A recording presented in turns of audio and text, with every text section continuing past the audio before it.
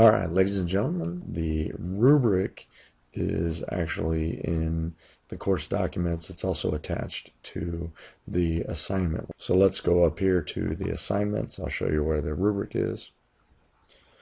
If you go to Unit 1 Body Systems,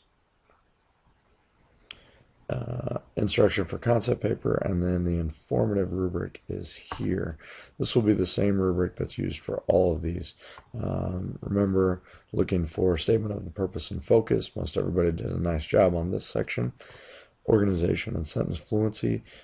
Again, we did a nice job here. Remember that we're working our transitions in these papers, as well as having strong connections from our introduction throughout the conclusion of the paper. So make sure that you're elaborating in those conclusions. The other thing to be noted about your papers this week is that most of you did a great job writing the paper. We just missed on the application part. If you go to Assignments, Unit 1, Body Systems, Instructions for the Concept Paper, just want to highlight what it is that we need to do. So this is really kind of the main focus of the directions. You have to have an introduction, some brief overview, doesn't need a heading, and this is of your readings. Synthesis, put all of it together, that's the readings. Implications, how do the concepts focus on and guide solving a real-world problem? Everybody did an awesome job to hear. Then it needs to be an illustration within your life. And then finally, the conclusion is how can you use it, or what have you learned from this section? So in this last paragraph here, this illustration / conclusion, you're welcome to use personal pronouns here. If you scroll down, there's a description of what we're looking for here. There it is right there. Went too far.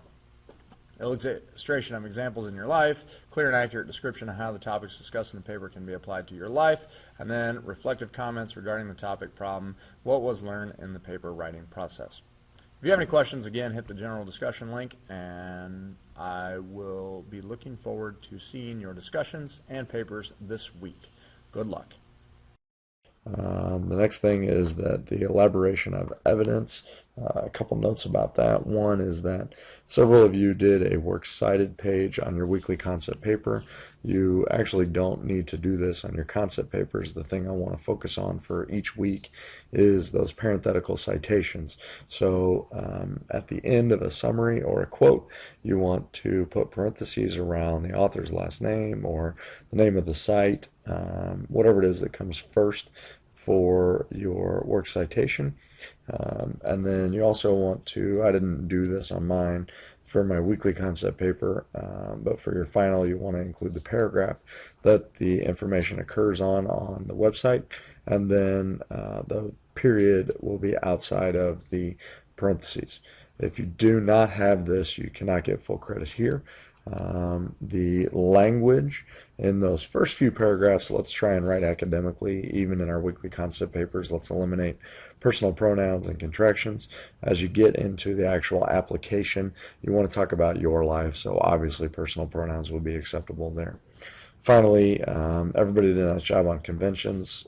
Those of you that have had my class before know that I struggle with conventions, so it's pretty simple to get a good grade here. For those of you that have had my class and those that have not had my class, understand that if you want to redo any paper at any time, you are certainly welcome to do so for full credit. The one difference about this online course than my actual classroom is that you'll become bogged down very quickly with your everyday activities, redoing papers, and writing the papers themselves as well as the case studies. So just keep that in mind. But again, you are welcome to redo any paper. It is my expectation that everybody learns as much as possible and gets 100% on this course. So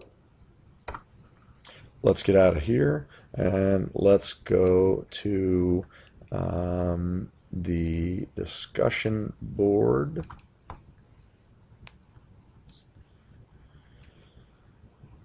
One thing to note, here's the general discussion. If you have questions of me, the best way to get those answered and then for everyone else to see them essentially saving me some time, is to submit your questions here so that when I respond to them, everybody can go and check and see if the question that they have has been answered yet or not. There are several questions that have been shot to me via email. I would like to move us into this general discussion board. So if you have a question, go to the general discussion, hit create a thread, title it whatever it is that your subject is, type your question here, and click submit. One of the things I wanted to point out to you today is that when you go into your case studies, here we go. You need to make sure you have a source down here. Simply just copy and paste the link to where you got the information right down here. The other thing we need to point out is that we want to get all the case studies done. So there's 4 of us. If there's 4 options, then there should be 4 different case studies that are posted with responses to them. That being said, I think that is all for the discussion board. The other thing that you need to make sure you do, obviously, is go to currently working on every day. That's where we'll get the directions, and these will be posted here.